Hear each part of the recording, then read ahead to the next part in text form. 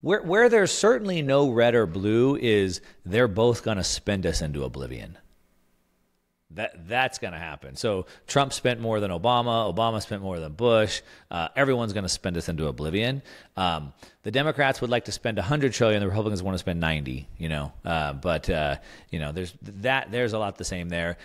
Also, we have within the party, and this is sort of goes back to this whole episode that I did.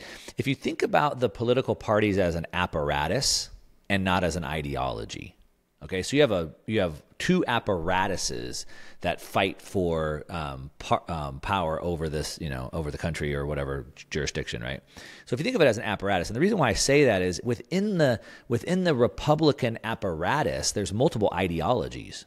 There's the House Freedom Caucus. There's certainly like libertarians in there. There's rhinos, Republican in name only, right? So like within that apparatus, there's a bunch of ideologies. Same as on the Democratic side. There's still some of the Kennedys, some of the liberals, the freedom liberals, classic liberals, there's some of those. And then you have the radical left that are communists. And Bernie Sanders, he's admittedly a socialist, right?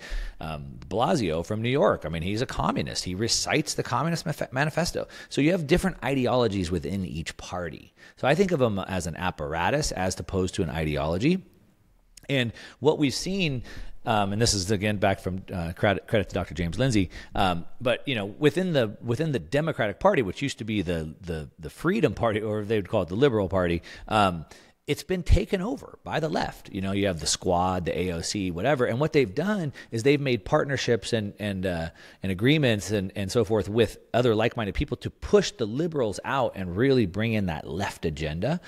And that's where I think you could win, right? So you could like come into the Republican Party, for example, and you could unite the other ideologies, the libertarians, the Freedom Caucus members, to get rid of the rhinos.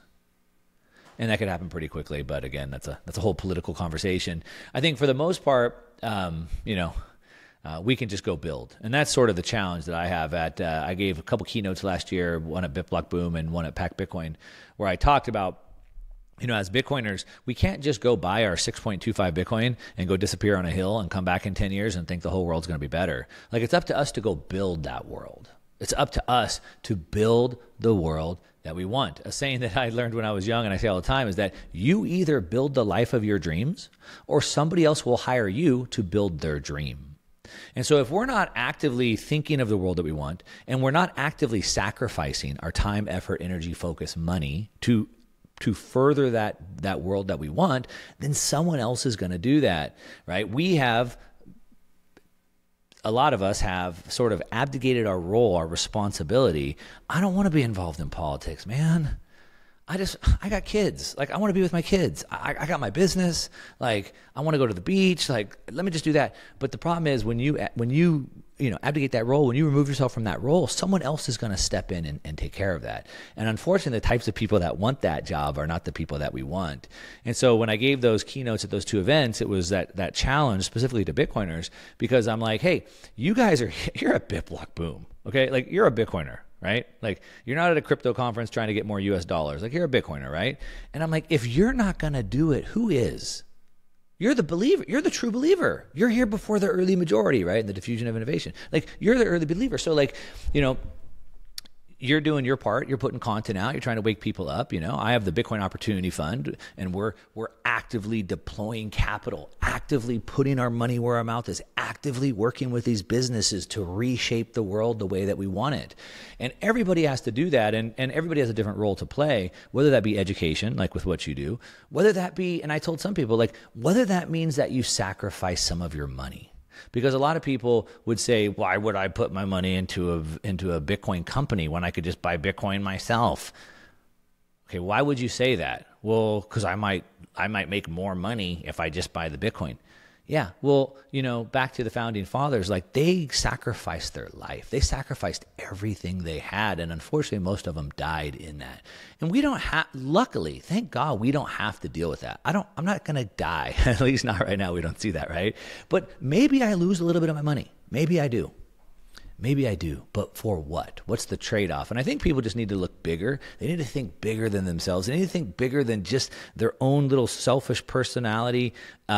And I think having kids, now that you're a new father, congratulations, it really changes your mind to that. Because, look, I've done pretty well in my career. Well, I made a lot of money. I lost it all. I had to redo it again. That sucked. But I could just go disappear at this point. But how does that help my kids? It doesn't. How does it help your kids? It doesn't. I think as Bitcoiners, we're supposed to have this long-term perspective. We're supposed to envision this world where things could be different. Value systems could be realigned. We could shift the balance of power. Like, we all want that, but it doesn't come by being passive. It only comes through building. And it's up to us, up to you and I, up to the Bitcoiners listening to this show to go do that. And if that means you got to sacrifice a little bit of your money, some of your Bitcoin, so be it. If that means you got to sacrifice some of your time, then so be it. If you want that world to come true, then it's up to us.